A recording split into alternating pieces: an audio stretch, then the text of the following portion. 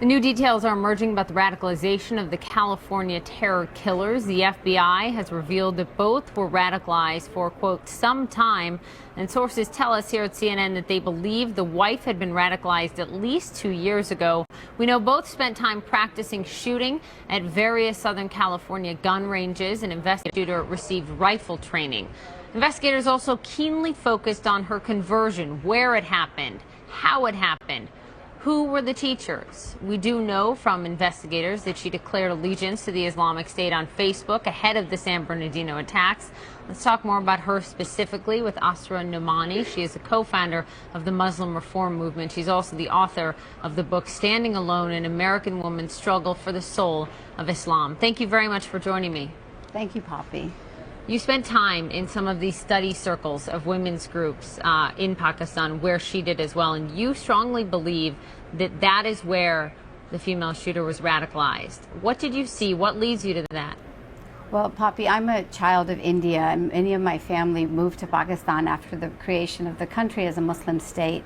And what I saw from the 1980s to 2001, when I went there the last time, was this Islamization. It's this new, stricter rules. And when I arrived after the September 11th attacks, I went to these study circles of Al-Huda, this organization that Tashfeen, the wife in California, belonged to.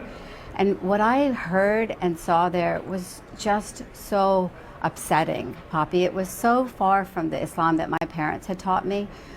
Hour after hour, there were protests against the Jews, against the West, against the Christians. There was so much hate in those hours of so-called religious teaching that I literally got on a plane in Islamabad to get out of town and go to Karachi. I couldn't take it anymore.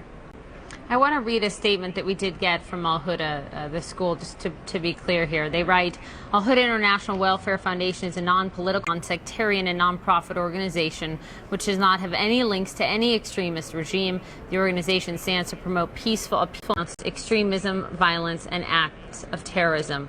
You have said that you were extremely struck by this picture. We can pull it up and talk about it. This picture of what the female shooter was wearing. That's the man, but let's talk about the woman as well. What struck you? Well, you know, Al-Huda says this, and it's a really important statement, but what we don't understand in this statement, too, is that radicalization is like a conveyor belt. This is how it occurs. It occurs at one point, and then you continue on this belt. So with this photograph and with other clues that I saw, for example, with the husband, if any of your viewers simply Google halal and wearing a mustache, they are going to see that, in fact, this tradition of Islam that's called Salafi, following the tradition of the Prophet Muhammad and the companions, says that men should shave their mustache and that women then should cover completely. And so, you know, I brought here this Quran that comes from the government of Saudi Arabia, and I just want to give you one example. Chapter 33, verse 59, it says, the women of the believers to draw their cloaks all over their bodies.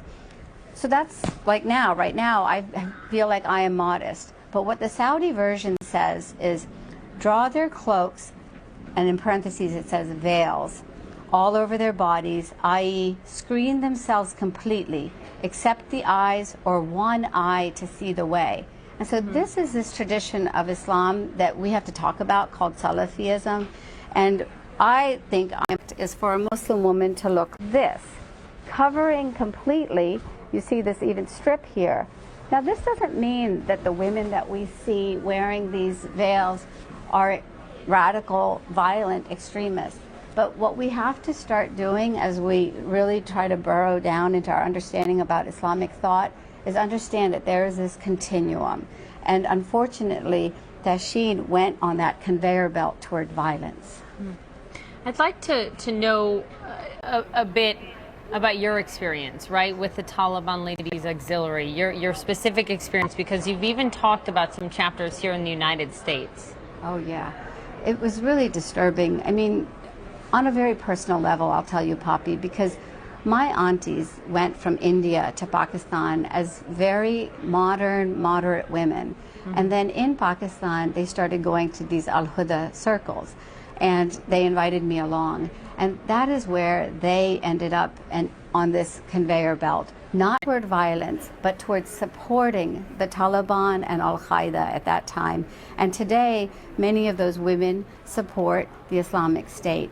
And so at that time, I called them the Taliban Ladies Auxiliary. And, you know, your viewers may be distressed to hear this, but they have chapters in the United States, in Texas, and in Canada. The teacher, Farhat Hashmi, is called Dr. Farhat, a very respected woman in those circles. If you simply Google their pictures and look for their students, you'll see that their classrooms are filled with women that are covered like Tashfeen. Again, importantly, not every woman is a radical extremist who is violent. But as a country, well, not even close. I mean, I just think that's a very important distinction to make. It's very important, and I simply want to make this point about theology, because just like we never say Christianity is something, there is no monolithic Islam, and what we as a society, I think, are prepared to do is understand that continuum, and I think that's how we're ultimately going to be able to understand the very far extreme that ends up in violent radicalization. Asra Nomani, thank you very much for coming on the program. I appreciate it. Thank you so much.